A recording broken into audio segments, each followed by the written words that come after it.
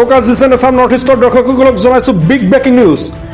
গুৱাহাটীৰ পৰা নগাঁও গৈ থকা পথৰ যোৰাবাটত ভয়ংকৰ অগ্নিকাণ্ড, দাও দাওকৈ জ্বলি উঠিল তেলৰ টেংকাৰ।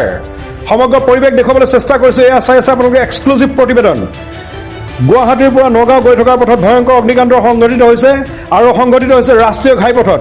যিহেতু যোৰাবাটৰ যি ভাৰত পেট্ৰলিয়াম পেট্ৰল পাম্প আছে, পূৰ্বৰ যিহেতু NRL আছিলে, এই ভাৰত পেট্ৰলিয়াম পেট্ৰল পাম্পৰ সন্মুখতে দাও দাওকৈ জ্বলি উঠিছে এখন তেলৰ টেংকাৰ। ইতিমধ্যে গুৱাহাটীৰ পৰা নগাঁও গৈ থকা পথত এই ভয়ংকৰ অগ্নিকাণ্ডৰ সূত্ৰপাত হয়। ইতিমধ্যে যোৰাবাট আৰক্ষী, বশিষ্ঠ আৰক্ষীৰ লগতে যিহেতু যান বাহন নিয়ন্ত্ৰণ শাখাৰ যোৰাবাট আৰক্ষী উপস্থিত হৈছে আৰু অগ্নি নিৰ্বাপন বাহিনীৰ যিহেতু প্ৰথম এখন বাহন আহিলে, তাৰ পাছত আকৌ 3খনকৈ বাহন আহিছে। কোনো কাৰণতে বৰ্তমানলৈ খাম কটা নাই জুয়ে, যিহেতু অগ্নি নিৰ্বাপক বাহিনীয়ে অগ্নি নিৰ্বাপন কৰিবলৈ সক্ষম হোৱা নাই বৰ্তমানেও। সমগ্ৰ পৰিৱেশ দেখুৱাবলৈ চেষ্টা কৰিছোঁ। ইতিমধ্যে যোৰাবাটৰ পৰা আমাৰ সাংবাদিকদাতা মানিক ডেকাই যিহেতু প্ৰতিবেদন পঠিয়াইছে, আমালৈ সমগ্ৰ ভিজুৱেল পঠিয়াইছে, আপোনালোক সকলোকে দেখুৱাবলৈ চেষ্টা কৰিছোঁ। ফ'কাছ ভিজনৰ দৰ্শকসকলক দেখুৱাইছোঁ এই এক্সক্লুচিভ প্ৰতিবেদন, এক বিগ ব্ৰেকিং নিউজ। দাও দাওকৈ জ্বলি উঠিলে তেলৰ টেংকাৰ যোৰাবাটত। গুৱাহাটী নগাঁও পথৰ যোৰাবাটৰ যি ভাৰত পেট্ৰলিয়াম পেট্ৰল পাম্প আছে, তাৰ সমীপত পূৰ্বৰ NRL পেট্ৰল পাম্পৰ সন্মুখতেই দাও দাওকৈ জ্বলি উঠিল এখন তেলৰ টেংকাৰ।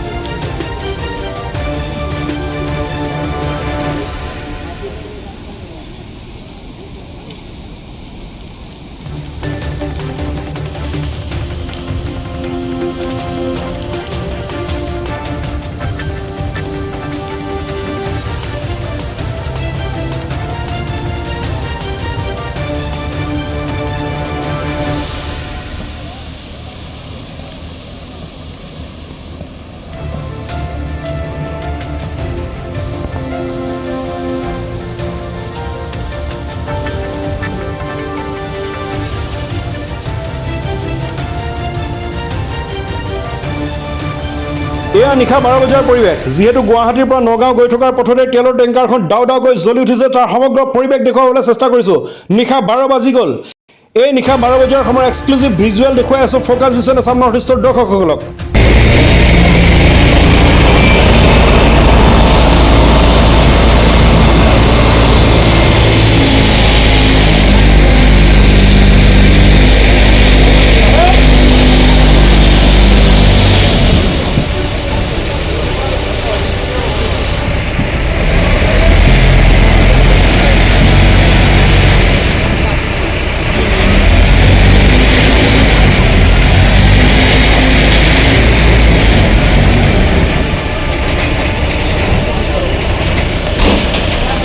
মাল খাই আছে নেকি?